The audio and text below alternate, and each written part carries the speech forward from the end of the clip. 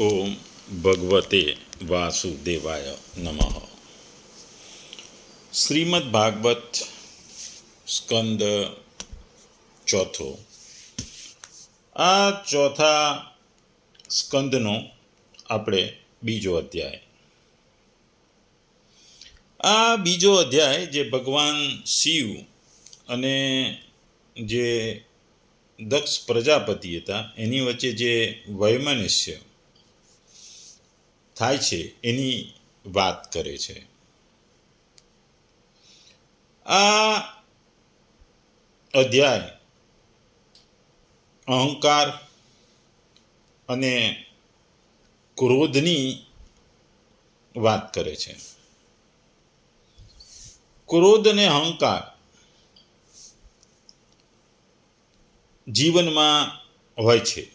અહંકાર એટલે કે હું પણ, અને ક્રોધ એટલે ગુસ્સો આપણા એક મનુષ્યના મુખ્ય શત્રુઓ છે, જે આપણો આ આંતરિક દુશ્મન છે. અહંકાર વ્યક્તિ હોય છે એ વાસ્તવિકતાથી દૂર જતો રહે છે, અને જ્યારે એની ઈચ્છાઓ પૂર્ણ ન થાય ત્યારે ક્રોધ ઉત્પન્ન થાય છે.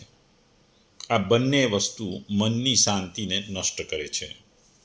સામાન્ય જીવનમાં, વ્યક્તિગત વિકાસમાં આ અવરોધ પડે છે.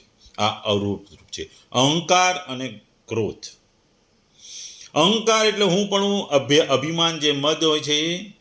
જ્યારે મન ભ્રમમાં હોય છે કે ત્યારે તે પોતાની આંતરિક ચેતનાઓને અવગણીને અહંકારને જ સાચું અસ્તિત્વ માની લે છે. બીજી બાજુ જે ક્રોધ છે, એ ક્રોધ એટલે ગુસ્સો, જે મનની એક આતુર અને અશાંત સ્થિતિ છે. આ એક વિકાર છે. માનવીય જીવનને દુઃખી અને અશાંત બનાવે છે. અહંકારમાંથી ઈચ્છાઓ જન્મે છે, અને જ્યારે ઈચ્છાઓ તમારી પૂર્ણ ન થાય ત્યારે ક્રોધ ઉત્પન્ન થાય છે, અને આ બંને અનિષ્ટો વ્યક્તિને આત્માથી દૂર લઈ જાય છે. એક વખતની વાત છે, એક ગામમાં એક વ્યક્તિ રહેતો હતો. એ સ્વભાવે ચીડિયો હતો, વાત વાતમાં ગુસ્સે થઈ ગયો જતો. એક વખતની વાત છે, ત્યાં ગામમાં એક મહાન સંત આવ્યા હતા, અને એ ક્રોધ ને અહંકાર ઉપર પોતાનું ભાષણ આપી રહ્યા હતા. એ બેઠેલા શ્રોતાઓને અહંકાર શું છે, ક્રોધ શું, એની વસ્તુઓ સમજાવી રહ્યા હતા. પેલો ક્રોધી વ્યક્તિ પણ ત્યાં બેઠેલો હતો. સાધુ મહારાજની વાતો જે એ સાંભળતો હતો, એટલે એને એવું લાગ્યું કે આ બધું મારા ઉપર કહે છે. એટલે એને, આમે ક્રોધી માણસ હતો, એને વધુ ગુસ્સો આવ્યો. એણે જઈ અને સાધુ મહારાજ ઉપર થૂક્યો. સાધુ મહારાજે થૂક્યો તો એને કશો પ્રત્યુત્તર ના આપ્યો, અને પેલો ક્રોધી માણસ જતો રહ્યો. ક્રોધી માણસ ઘેર ગયો, એને વિચારો આવ્યો, અને વિચારોમાં વિચારો કરતો રાખી રાત એને ઊંઘ ના આવી. અને બીજે દિવસે મહારાજ પાસે આવી અને માફી માગી કે મહારાજ, મેં ખૂબ જ મોટો અપરાધ કર્યો છું, હું તમારા પર થૂક્યો છું, એટલે તમે મને માફ કરી દો. મહારાજ એને માફ કરી દે છે. બીજો જે ત્યાં બેઠેલા એક શ્રોતા મહારાજને પૂછે કે તમે તમારી પર થૂક્યો છતાં તમે ક્રોધ ના કર્યો, એ શું કહેવા માંગો છો? તો મહારાજે કીધું કે ક્રોધને કંટ્રોલમાં કરો, એ જ માણસની મોટી મહાનતા છે. એને લીધે તો હું સાધુ કહેવાઉં છું. જો હું પણ થૂકેલાને સામે એવો જ જવાબ આપું તો મારી સાધુતા લાચી. એટલે આ અધ્યાયમાં ખાસ કરીને જે દક્ષનો દ્વેષ છે એની વાત કરવામાં આવી છે. આપણને ખબર છે કે દક્ષ પુત્રી સતીના મહાદેવ સાથે લગ્ન થયા હતા. શીલ અને ગુણથી બંને સમાન હતા. યુવાવસ્થામાં જ પતિ પ્રત્યે પ્રતિકૂળ બનેલા પિતાને કારણે યોગદાગ્નિ વડે એમણે શરીર ત્યજી દીધું હતું. તેથી સતીનું કોઈ સંતાન ન હતું. મહાદેવજીની પૂજાનો એક મહિમા છે. એક માધવીની કથા છે. મહાદેવજીનું પૂજન તેમના નિર્ગુણ નિરાકાર રૂપમાં શિવલિંગ રૂપમાં કરાય છે. આવા શિવલિંગની માત્ર પ્રદક્ષિણા કરનાર એક દેડકી જેવા પ્રાણીનો ઉદ્ધાર થઈ ગયો હતો. રેવા નદીને તટે ઓમકારેશ્વર નામનું પ્રસિદ્ધ શિવલિંગ છે. ત્યાં એક દેડકી રહેતી હતી. એ રોજ આહાર માટે બહાર નીકળતી ત્યારે શિવલિંગની પ્રદક્ષિણા કરતી અને નિર્મલાઈમાં પડેલ અક્ષત ખાતી. કર્મ વિપાકથી તે દેડકીને એક કાગડો જોઈ ગયો. એણે ચાંચમાં પકડી લીધી અને ઉડી ગયો અને મારી નાખી. બીજા જન્મમાં તે પુણ્યશાળી દેડકી એક બ્રાહ્મણને ત્યાં કન્યા તરીકે જન્મી અને પૂર્વજન્મના પ્રદક્ષિણાનું ફળ મેળવ્યું. તેથી તે વધુ ભક્તિવાળી બની ગઈ. તે શ્રુપ વ્રત પાડતી અને નિત્ય મધુર સ્વરથી આલાપ કરી ઓમકારેશ્વરનું અર્ચન કરતી. તે કન્યા માધવીને સંગીતનું જ્ઞાન હતું. 7 સ્વરો, 3 ગ્રામો, 21 મૂર્છનાઓ, 49 તાન, 101 તાલ, 6 રાગ અને દરેક રાગની 5-5 પત્ની રાગીણીઓ, આ બધી રીતે સંગીતની ઉપનિષદ વડે તે હૃદયાકાશમાં મહાદેવના દર્શન કરતી. ઓમકાર, પ્રણવ, સાર, શબ્દ બ્રહ્મ, વિશ્વરૂપ, શાશ્વત, નિત્ય અને અવિનાશી એવું શિવનું સ્વરૂપ તેના હૃદયમાં હંમેશા વિરાજતું. એક દિવસ હર્ષપૂર્વક મધુર ગીત ગાતી ગાતી નૃત્ય વડે મહારાજ મહાદેવજીને પ્રસન્ન કરી તે માતી ઓમકારેશ્વર લિંગમાં સમાઈ ગઈ. સૌનું કલ્યાણ કરનારા જગત માટે વન્ય શ્રી મહાદેવજીની કથા આ મૈત્રેય મુનિ કહે છે કે પૂરા જન્મમાં આ વ્યક્તિએ મહાદેવજીની પૂજા કરી અને એ ઓમકારેશ્વરના લિંગમાં સમાઈ ગઈ. આપણે વિદુરજી અને મૈત્રેયજી વાતો કરતા હોય છે. એમાં વિદુરજી પૂછે છે કે પ્રજાપતિ દક્ષ તો પોતાની દીકરીઓના સાથે ઘણો સ્નેહ ધરાવતા હતા, તો પછી તેમણે પોતાની પુત્રી સતીનો અનાદર કરી શીલવાનોમાં સૌથી શ્રેષ્ઠ મહાદેવજી સાથે દ્વેષ કેમ થયો? મહાદેવજી તો મહાન ચરાચરના ગુરુ, નિર્વય, શાંતિ મૂર્તિ, આત્મારામ અને જગતના પરમ આરાધ્ય દેવ છે. એમની સાથે કોને વેર થાય? એટલે એ પૂછે છે કે સસરા અને જમાઈનો આટલો બધો વિદ્વેષ શા માટે થયો, જેને કારણે સતીએ પોતાના પ્રાણ સુધીનો બલિ આપી દીધો?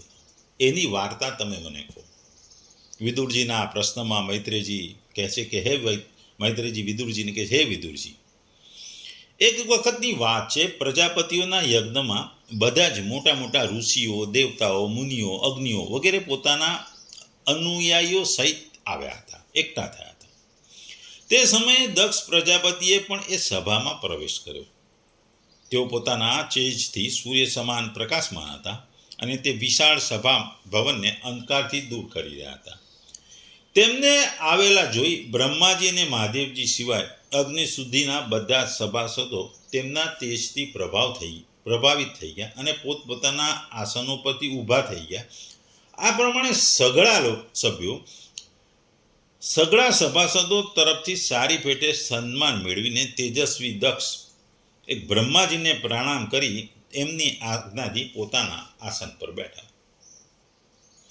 પરંતુ મહાદેવજીને પહેલાથી જ બેઠેલા જોઈ તથા તેમના તરફથી અભ્યુદના રૂપે કશો પણ આદર ન મળતા દક્ષ તેમનો તે વ્યવહાર સાખી શક્યા નહીં. દક્ષે મહાદેવજી પ્રત્યે પોતાની ત્રાસી નજરથી જોયું. જાણે એમનામાં ક્રોધની અગ્નિ એમને બાળી નાખશે. પછી કહેવા લાગ્યા, દેવતાઓ અને અગ્નિઓ સહિત બ્રહ્મર્ષિઓએ મારી વાત સાંભળી છે. હું અણસમતથી કે દ્વેષને લીધે કહેતો નથી, બલકે શિષ્ટાચારની વાત કહું છું. આ નિર્લજ્જ મહાદેવ સમસ્ત લોકપાલોનું કીર્તિનું હનન કર્યું છે. જુઓ, આ ઘમંડીએ સત્પુરુષોના આચરણને કેવું કલંકિત અને ભ્રષ્ટ કર્યું છે. વાનર જેવા નેત્રોવાળા આણે સત્પુરુષો જેવી મારી સાવિત્રી તુલ્ય મૃગનયની પવિત્ર પુત્રીનું અગ્નિ અને બ્રાહ્મણો સમક્ષ પાણી ગ્રહણ કર્યું છે. તેથી એક રીતે મારા પુત્ર સમાન બની ગયો છે. યોગ્ય તો એ હતું કે એણે ઉઠીને મારું સ્વાગત કર્યું હોત, મને પ્રણામ કર્યા હોત, પણ આણે વાણીથી પણ મારું સ્વાગત નથી કર્યું. અરે, જેમ શૂદ્રને કોઈ વેદ ભણાવે તેવી જ રીતે મેં અનિચ્છા છતાં ભાગ્યવશ આને મારી પુત્રી આપી છે. અને સત્કર્મનો લોપ કર્યો છે. એ આ હંમેશા અપવિત્ર રહે છે, ઘણો ઘમંડી છે અને ધર્મની મર્યાદાઓ હંમેશા એ તોડતો રહે છે. આ પ્રેતોના નિવાસસ્થાન એવા ભયંકર સ્મશાનોમાં ભૂત પ્રેતો સાથે રહે છે અને ઘણો ઘમંડી છે. એ ભૂત પ્રેતોને સાથે લઈ એ ભમતો રહે છે. સંપૂર્ણ પાગલની જેમ માથામાં વાળ વિખેરેલા અને દિગંબરે છે. ક્યારેક હસે છે, ક્યારેક રડે છે. આખા શરીરને ચિત્તાની અપવિત્ર ભસ્મ લગાડી રહે છે. ગળામાં ભૂતોના પહેરવા જેવા નરમુંડો ખોપરીઓની માળા અને આખા શરીરને હાડકાઓ ઘરેલા પહેરેલો રહે છે. આ કેવળ નામ માત્ર શિવ છે. વાસ્તવમાં તો એ સંપૂર્ણ શિવ છે, અમંગળરૂપ છે. જેવો આ પોતે છકેલો છે તેવો જ છકેલાઓ આને વાલા લાગે છે. ભૂત પ્રેત પ્રમત વગેરે નર્યા તમોગુણી સ્વભાવવાળા જીવોનો આ નેતા છે. અરે મેં તો કેવળ બ્રહ્માજીના કહેવાથી ભોળવાઈને આવા ભૂતોના આગેવાન અને આચારહીન દુષ્ટ સ્વભાવવાળાને મારી પોતાની ભરી ભાળી ભોળી દીકરીને પરણાવી દીધી છે. આ વાત કીધા પછી શ્રી મૈત્રેયજી આગળ કહે છે, વિદુરજી, દક્ષે આ પ્રમાણે મહાદેવજીની ઘણી બધી કઠોર નિંદા કરી, તો પણ તેમણે એવો કોઈ પ્રતિકાર કર્યો નહીં. તેઓ પહેલાની જેમ નિશ્ચળ ભાવે બેસી રહ્યા. એનાથી દક્ષ વધુ ક્રોધ થયો, વધી ગયો, એમનો ક્રોધ વધી ગયો અને એમના હાથમાં જડ લઈ એ શિવજીને શાપ આપવા તત્પર થયા. પછી દક્ષે કહ્યું, આ મહાદેવ દેવતાઓમાં ઘણો અધમ છે. હવેથી તેને ઇન્દ્ર કે ઉપેન્દ્ર વગેરે દેવતાઓની સાથે યજ્ઞનો ભાગ ન મળે. ઉપસ્થિત રહેલા મુખ્ય સભાસદો તેમની ઘણી મનાઈ કરી, પણ તેમણે કોઈનું સાંભળ્યું નહીં. મહાદેવજીને શ્રાપ આપી દીધો. પછી એ વિદુરજી તેઓ અત્યંત ક્રોધિત થઈ સભામાંથી નીકળીને પોતાના ઘરે ચાલી ગયા. એટલે દક્ષ જે શંકર પ્રત્યેનો જે ગુસ્સો છે એની આ વાત કરવામાં આવી છે. આ ગુણો એક ગુણ છે. એક શંકર ભગવાન એકદમ શાંત નિશ્ચિત, જ્યારે દક્ષ એકદમ ક્રોધી બની જાય છે, એની આ વાત છે. જ્યારે શંકરજીના અનુયાયીઓમાં અગ્રણી જે નંદી ઈશ્વર છે એને ખબર પડી કે દક્ષ શાપ, આપણને ખબર છે નંદી ભગવાનનો પોઠ્યો એ હંમેશા વાતમાં ગુસ્સે થઈ જતો, એને પણ ગુસ્સો ખૂબ આવતો. એને એવી ખબર પડી કે દક્ષે શંકરજીને શ્રાપ આપ્યો છે, એટલે તો ક્રોધથી સમસમ્યું અને તેમણે દક્ષના દુર્વચોનું જે બ્રાહ્મણોએ સમજ કરતું એમને પણ ભયંકર શ્રાપ આપ્યો. તેઓ બોલ્યા, આ મર્ત્ય શરીરનું અભિમાન કરીને કોઈની પણ સાથે દ્વેષ નહીં કરનારા ભગવાન શંકર સાથે જે દ્વેષ કરે છે તે ભેદ બુદ્ધિવાળો મૂર્ખ દક્ષ તત્વજ્ઞાનથી વિમુખ રહે છે. ચાતુર્માસી યજ્ઞ કરનારને અક્ષય પુણ્ય મળે છે વગેરે અર્થવાદ રૂપી વેદ વાક્યોથી મોહિત અને વિવેકભ્રષ્ટ થઈને વિષય સુખની ઈચ્છાથી કપટ ધર્મ સભર ગૃહાશ્રમમાં આસક્ત રહીને કર્મકાંડમાં જ દક્ષ પ્રવૃત્ત રહે છે. આની બુદ્ધિ શરીર આદિમાં આત્મભાવનું ચિંતન કરનારી છે. તેના વડે આણે આત્મ સ્વરૂપને બિલાવી દીધું છે. આ સાક્ષાત પશુ જેવો જ છે. તેથી અત્યંત સ્ત્રી લંપટ થાય અને તેનું મોડું બકરાનું થઈ જાય. આ મૂર્ખ કર્મય આ અવિદ્યાને જ વિદ્યા સમજે છે. આથી અને અન્ય લોકો ભગવાન શંકરનું અપમાન કરવાળા દુષ્ટની પાછળ ચાલનારા છે તે બધા જન્મ મરણ રૂપી સંસાર ચક્રમાં પડ્યા રહેશે. એટલે મોક્ષ નહીં મળે, સંસાર ચક્રમાં પડ્યા રહેશે. વેદવાણી રૂપી લતા ફળશ્રુતિ રૂપી પુષ્પોથી શોભાયમાન છે. તેના કર્મફળ રૂપી મનમોહ ગંથી આમાંના બ્રાહ્મણોના ચિત્ત શુદ્ધ થઈ ગયા. આનાથી શંકર દ્રવ્યના કર્મોની જાળમાં ફસાયેલા રહે છે. આ બ્રાહ્મણો ભક્ષ્ય અભ્યક્ષનો વિચાર તજી કેવળ પેટ ભરવા માટે જ વિદ્યા, તપ, વ્રત વગેરે આશરો લે છે તથા ધન, શરીર અને ઇન્દ્રિયોના સુખને સુખ માની તેમના ગુલામ બની દુનિયામાં ભીખ માંગતા ભટક્યા કરે છે. નંદીશ્વરના મુખથી આ પ્રકારનો બ્રાહ્મણ કુળ માટેનો શાપ સાંભળીને તેના બદલામાં ભૃગુજીએ આ દુસ્તર શાપરૂપી બ્રહ્મદંડ આપ્યો કે જે લોકો શિવ ભક્ત છે તથા જે ભક્તોના જે અનુયાયીઓ છે તેઓ સત્શાસ્ત્રોના વિરોધી આચરણ કરનારા અને પાખંડી થાય. જે લોકો શૌચાચારથી રહિત મંદબુદ્ધિના તથા જટા ભસ્મ અને હાડકા ધારણ કરનાર છે તેઓ શૈવ સંપ્રદાયમાં જ દીક્ષિત થાય કે જે સંપ્રદાયમાં સુરા અને આસવ જ દેવતાઓની જેમ આદરણીય છે. અરે ધર્મની મર્યાદાની સ્થાપના કરનારા તેમજ વર્ણો અને આશ્રમોનું રક્ષણ કરનાર વેદો આમને બ્રાહ્મણની તમે નિંદા કરો છો, તેથી માલુમ પડે છે કે તમે લોકોએ પાખંડનો આશરો લઈ લીધો છે. આ વેદ માર્ગ જ લોકો માટે કલ્યાણકારી અને સનાતન માર્ગ છે.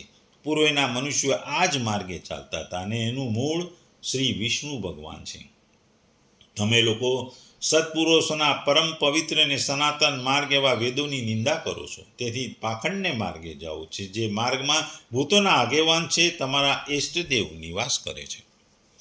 પછી મૈત્રેયજી કહે છે, હે વિદુરજી, ભૃગુ ઋષિના આ પ્રમાણે શાપ આપવાથી ભગવાન શંકર કંઈક ખિન્ન જેવા થઈ ત્યાંથી પોતાના અનુયાયીઓ સાથે ચાલી નીકળ્યા. ત્યાં પ્રજાપતિઓએ જે યજ્ઞ કરી રહ્યા હતા તેમાં પુરુષોત્તમ શ્રી હરિ ઉપાસ્ય દેવ હતા અને તે યજ્ઞ 1000 વર્ષે સંપન્ન થનારો હતો. તે યજ્ઞની સમાપ્તિ કરીને જ પ્રજાપતિઓએ શ્રી ગંગા યમુનાના સંગમમાં યજ્ઞાંત સ્નાન કર્યું અને પછી પ્રસન્ન ચિત્તે પોતપોતાના સ્થળે ચાલ્યા. એટલે નંદીશ્વરે બ્રાહ્મણોને શાપ આપ્યો. એના જવાબમાં ભૃગુ ઋષિએ સામે શ્રાપ આપ્યો ને મહાદેવજીના અનુયાયીઓ, તમે જે બ્રાહ્મણની નિંદા કરો છો, તમે પાખંડનો આશ્રય કરનાર હતો, તમે સનાતન ધર્મની નિંદા કરો છો, માટે તમે પાખંડી બનશો, ભૂતોના રાજા તમારો દેવ બનશે, એવી ભૃગુમાં ઋષિએ ક્રોધમાં ભૃગુ ઋષિએ શાપ આપ્યો. અહીં 3 વસ્તુનું મહત્વ છે. શ્રાપ એ બંને બાજુથી અપાય છે. પહેલો જે દક્ષનો ગુસ્સો છે, દક્ષના ગુસ્સાથી નંદીશ્વરને ગુસ્સો આવે છે અને નંદીશ્વરના શ્રાપથી ભૃગુ ઋષિને ગુસ્સો આવે છે. આપણે સામાન્ય જીવનમાં જાણીએ છીએ કે એકવાર ગુસ્સો આવે છે ત્યારે શરીર આખું બદલાઈ જાય છે, મન અસ્થિર થઈ જાય છે.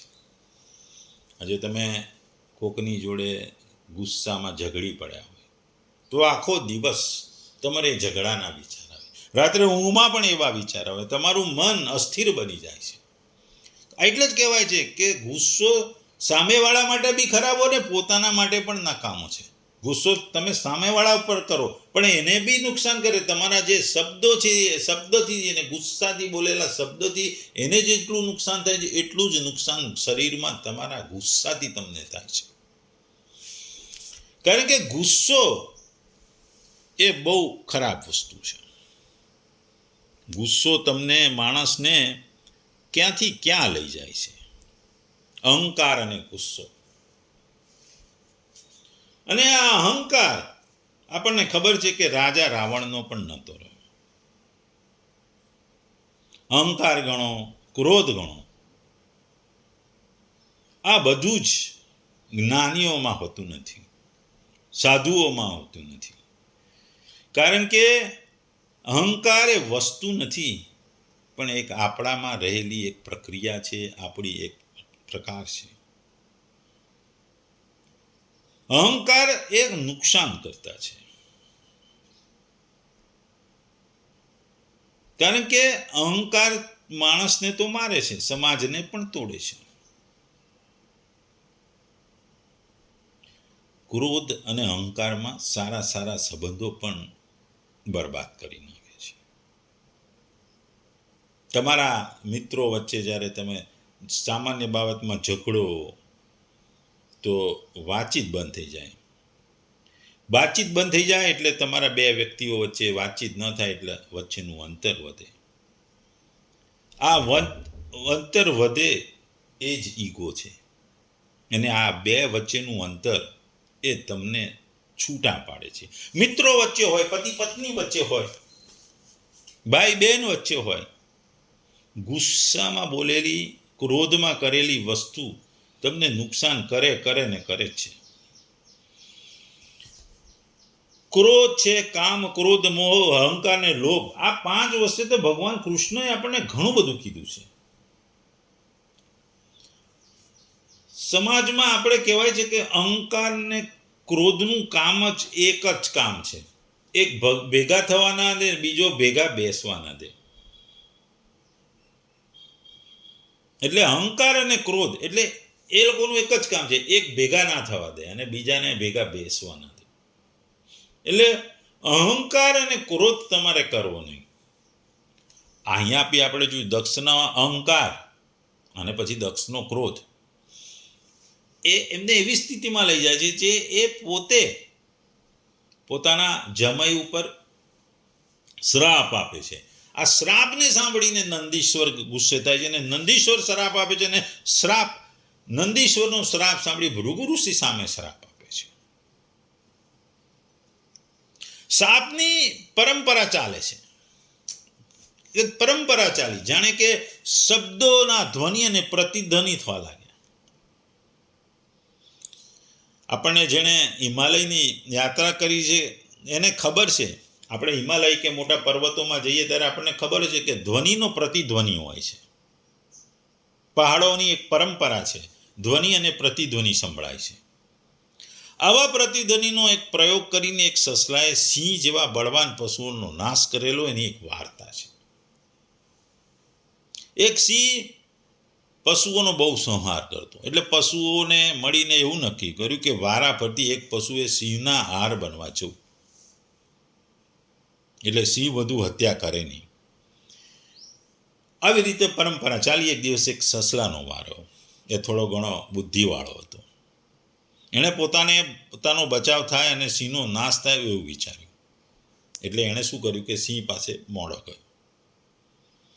જેવો એ સિંહ પાસે મોડો ગયો એટલે જંગલનો રાજા સિંહ એટલે ગુસ્સો તો આવે જ. એટલે એણે ગુસ્સો કરીને પૂછ્યું, તું કેમ મોડો આવ્યો? ત્યારે સસલાએ ઉત્તર આપ્યું કે મહારાજ, હું તો સમયસર આવતો હતો, પણ મને રસ્તામાં એક વિકરાળ સિંહે ઊભો રાખ્યો. એ મને ખાઈ જવા આવ્યો, પણ મેં એને બહુ વિનંતી કરી એટલે આપને ખબર આપવા આવવા દીધો. હવે મારે એની પાસે જવાનું છે. તે તો તમને ગાંઠતો પણ નથી. આવું કીધું એટલે પેલો સિંહ વધુ ગુસ્સે થયો. એણે સસલાને કીધું, ચાલ મને તે સિંહ બતાવ, ચાલ આપણે બે જઈએ, તું મને બતાવ એટલે હું એ સિંહને શિક્ષા કરું. સસલાએ ધીમે રહીને કહ્યું, મહારાજ ચલો. પછી એ ઊંડા પાણી ભરેલા કૂવા પાસે ગઈ અને કહ્યું કે મહારાજ, પેલો સિંહ છે ને આ કૂવામાં સંતાઈ ગયો છે, છુપાઈ ગયો છે, આપ જુઓ. સિંહે જોયું તો પાણીમાં તેના જેવો સિંહ દેખાયો. સિંહે ગર્જના કરી એટલે અંદરથી પણ સામે ગર્જના સંભળાઈ. સિંહનો ગુસ્સો તો ઓર વધી ગયો. એણે ગર્જના ફરી કરી, સામેથી ફરી ગર્જનાનો અવાજ આવ્યો. જે સિંહ કરે એવું જ એનું પ્રતિબિંબ કરે, આપણને તો ખબર છે. એટલે સિંહ જેવું ગર્જના કરે સામેવાળો પર ગર્જના કરે. માં તો જંગલનો રાજા સિંહ એટલે એને વધારે ગુસ્સો ચડી ગયો. એને થયું કે આ સિંહને પતાવ્યું એટલે સીધો એ કૂવામાં કૂદી પડ્યો. સસલો રાજી થઈ ગયો, કારણ કે કૂવામાંથી સિંહને કોણ બહાર કાઢે, અને સિંહનો મૃત્યુ થઈ ગયો ને આખા પશુઓનું જે જંગલમાં પશુઓનો જે સમાજ હતો, જગત, એનો બચાવ થયો. આવી જ વસ્તુ અહીં થાય છે કે શ્રાપ આપે છે. પરંપરાઓ જોઈએ આપણે, શ્રાપ એકબીજાને આપે, શબ્દોની સાંઠ મોરી, આ બધું ચાલ્યું. આ બધું થયું એટલે મહાદેવજી એ બી ગુસ્સા ક્રોધી વ્યક્તિ ગણાય, ત્યાં શાંત, ધીરે ધીરે શાંત રહ્યા અને ત્યાંથી ચાલ્યા ગયા. એ ચાલ્યા ગયા એટલે એમને પાછળ એમના અનુચરો પણ ચાલ્યા ગયા. પછી મુનિઓએ જે યજ્ઞની સમાપ્તિની જાહેરાત કરી એટલે સસરાને જમાઈ વચ્ચે જે દ્વેષ ઊભો થયો એ દ્વેષ ઊભો થયો, અને સમય વીતતા દ્વેષ ઘટવાને બદલે વધતો ગયો. દરમિયાન બ્રહ્મદેવે દક્ષ પ્રજાપતિઓના અધિપતિ બનાવીને અભિષેક કરાયો. એટલે પછી દક્ષ તો પાછું વધુ ગર્વિષ્ઠ બની ગયો, અને એણે ગર્વિષ્ઠ બની ગયો ને પોતાની સમૃદ્ધિ બતાવવા માટે બૃહસ્પતિસ્વ નામનો ઉત્તમ યજ્ઞનો પ્રારંભ કર્યો. એમાં એણે સર્વદેવોને બોલાવ્યા, દેવર્ષિઓને બોલાવ્યા, મહર્ષિઓને બોલાવ્યા, પિતૃઓને બોલાવ્યા, પણ મહાદેવ અને સતીને નિમંત્રણ ન. આપણે જોઈએ છે યજ્ઞ, આપણે એક સનાતન ધર્મ એક સત્કર્મ છે, સારું કાર્ય છે. સનાતન ધર્મમાં સત્કર્મ પાછળનો ભાવ જોવામાં આવે છે. જો તમે સારા ભાવથી કોઈ પણ વસ્તુ કરો તો એનું ફળ મળે. પછી તે ભલે ને યજ્ઞ હોય. જો તમે યજ્ઞ પણ સારા ભાવથી યજ્ઞ કરો તો તેનું ફળ મળે, પણ જો તમારી ભાવના ખરાબ હોય તો તમને ફળ નહીં મળે. સત્કર્મ કરીએ વખતે તો સર્વ તરફ સંભાવ રાખવો જોઈએ, સૌનું કલ્યાણ થાય એવી ઈચ્છા રાખવી. માનવી અને પશુ સૌનું ભલું થાય, સૌને સુખ મળે, સર્વ ધાર્મિક કાર્યો થાય, લોકોનું સારું થાય, લોકો પ્રત્યે દાદર ભાવ વધે, ધર્મ કાર્ય થાય અને ધર્મની ધજા આગળ વધે. પણ જો યજ્ઞ જે સત્કર્મ છે એ તમારો ભાવ ખરાબ હોય તો તમારે અધર્મ ઉત્પન્ન થાય. આ અધર્મ માણસને મારે છે, ધર્મ નથી માણતો, અધર્મ માણસને મારે છે. આ ધ્યેય એ જ કે છે ને કે અધર્મ થઈ ગયો. ધર્મની વાતો કરતા કરતા અધર્મ તરફ ચાલ્યા ગયા. આ ભાગવતના ચોથા સ્કંદના બીજા અધ્યાયમાં પ્રજાપતિ દક્ષ અને શિવ વચ્ચેનું જે વિખવાદ છે, અને વિખવાદને કારણે ક્રોધ થાય છે, ક્રોધમાંથી એકબીજાને શ્રાપ અપાય છે. જે અહંકારને લીધે શ્રાપ કોણ આપે? અહંકારથી અપાય છે.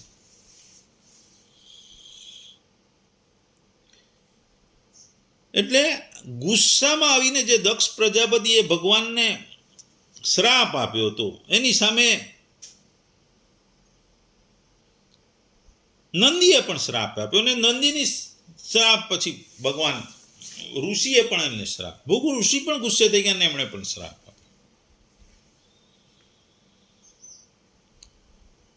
આપણે એક વાત જો સમજવી હોય તો કલ્પના કરો, કોઈ ગામમાં એક ઉત્સવ હોય અને એમાં ઉત્સવમાં બધા ભેગા થાય, પણ ત્યાં દારૂ અને જુગાર જેવી બુરી વસ્તુઓ પણ હોય. ગામમાં એક સંત મહાત્મા જે સાદું અને પવિત્ર જીવન જીવતા હોય છે એ ઉત્સવમાં જાય છે.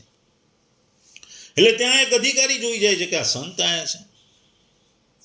એટલે સંતને જોઈને કહે છે, તમે તો નીચ છો, તમને આ ઉત્સવમાં પ્રવેશ કરવાનો અધિકાર નથી.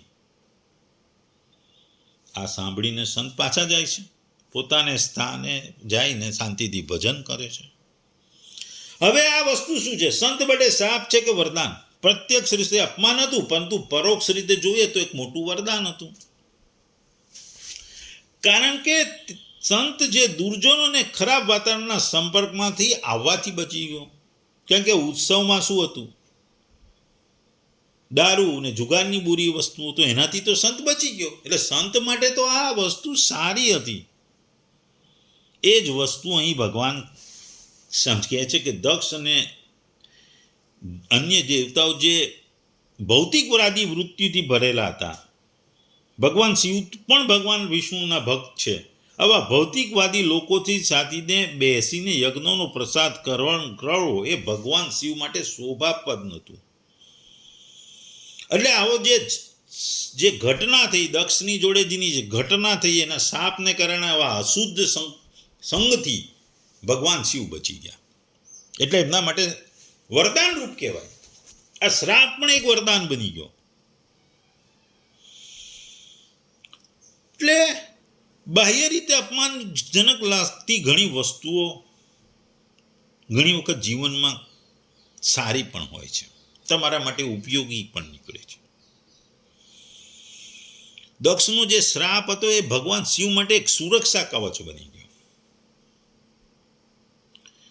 કારણ કે પ્રવૃત્તિ અને નિવૃત્તિનો માર્ગનો જે સંઘર્ષ છે એની વાત છે. જે પ્રવૃત્તિનો જે દક્ષનો માર્ગ છે, યજ્ઞ, યાગાદિ, કર્મકાંડ, ભૌતિક ઐશ્વર્ય અને સંસારિક કર્તવ્યોનો ભાર. જ્યારે બે નિવૃત્તિનો માર્ગ જે શિવનો માર્ગ છે, જે સંન્યાસનો માર્ગ છે, યોગનો માર્ગ છે, આત્મજ્ઞાન અને ભૌતિકતાથી વિરક્તિનો માર્ગ છે. આ અધ્યાયમાં પ્રવૃત્તિ અને નિવૃત્તિના માર્ગનો જે સંઘર્ષ છે એની વાત કરવામાં આવી છે. એ કથા નથી, આ સમજવાની પણ વસ્તુ છે કે નિવૃત્તિ અને પ્રવૃત્તિના માર્ગનો સંઘર્ષ. બીજી વસ્તુ શીખવાની છે દક્ષના વ્યક્તિત્વનું વિશુલન. દક્ષ શબ્દનો અર્થ થાય કુશળ, નિપુણ, પ્રામાણિક. પણ એ સંતાનો પેદા કરવામાં નિપુણ હતા, પરંતુ આ કુશળતા એમને અહંકાર તરફ લઈ જાય છે, એ વાત પણ સમજવાની છે. ત્રીજી વસ્તુ શિવજીનું મૌન. દક્ષની સભામાં શિવજી ઊભા ના થયા. આ વસ્તુ પણ શિવનો એક આત્મારામ છે, પોતાના આત્મામાં જ રમણ કરનારા વ્યક્તિ છે. તેઓ સાક્ષી ભાવમાં સ્થિત છે, દેહાભિમાનથી ઉપર છે. કાલિદાસના કુમાર સંભવમાં કહ્યું છે કે મહાપુરુષોનું વર્તન સામાન્ય માણસ સમજી શકતો નથી. સામાન્ય માણસને મહાપુરુષોના જીવનને સમજવું અઘરું છે. આપણે ગાંધીજીની વાત કરીએ, ગાંધીજીની આત્મકથામાં તમને ખરાબ વસ્તુઓ એમની ઘણી બધી બતાવી છે, પણ એમનું જીવન, એમની સારી ને ખરાબ વસ્તુઓને સમજવી, કાંઈ સંદર્ભમાં સમજવી, એ પણ બહુ મહત્વની છે. એટલે આ અધ્યાયમાં ઘણું બધું શીખવાનું છે, કારણ કે મૌન રહીને શિવજી ઘણું બધું કહી જાય છે. શ્રાપ આપે ને જાય છે એની સંદર્ભની છે. બીજું ત્રિમૂર્તિની પણ વાત છે. 3 બ્રહ્મા, વિષ્ણુ, મહેશ એ આપણા 3 દેવ છે, એની પણ વાત છે. કારણ કે આ 3 દેવની એકતાની પણ આ વાત છે. એટલે આ અધ્યાયનો મુખ્ય વસ્તુ છે અહંકારનો નાશ. દક્ષના અહંકારને કારણે તેમનું અપમાન થાય છે. બીજી વસ્તુ મહાપુરુષોની પરીક્ષા. શિવના મૌનમાં ગહન તત્વજ્ઞાન છુપાયેલું છે. અને ત્રીજું, શાપ પણ વરદાન છે. જે રીતે શ્રાપ મળે છે શંકરને, એને લીધે જે ફાયદો છે એ આપણે વાત કરીએ એમ અપવર્ત. અને ત્રિમૂર્તિની એકતા, બ્રહ્મા, વિષ્ણુ, મહેશ એક જ છે, એમાં કોઈ ભેદ છે નહીં, એ સમજવાની વસ્તુ છે. એ આ અધ્યાયની મુખ્ય વસ્તુ છે. એટલે અહંકાર ને ક્રોધથી વાત ઉપર આ અધ્યાય પૂરો થાય છે.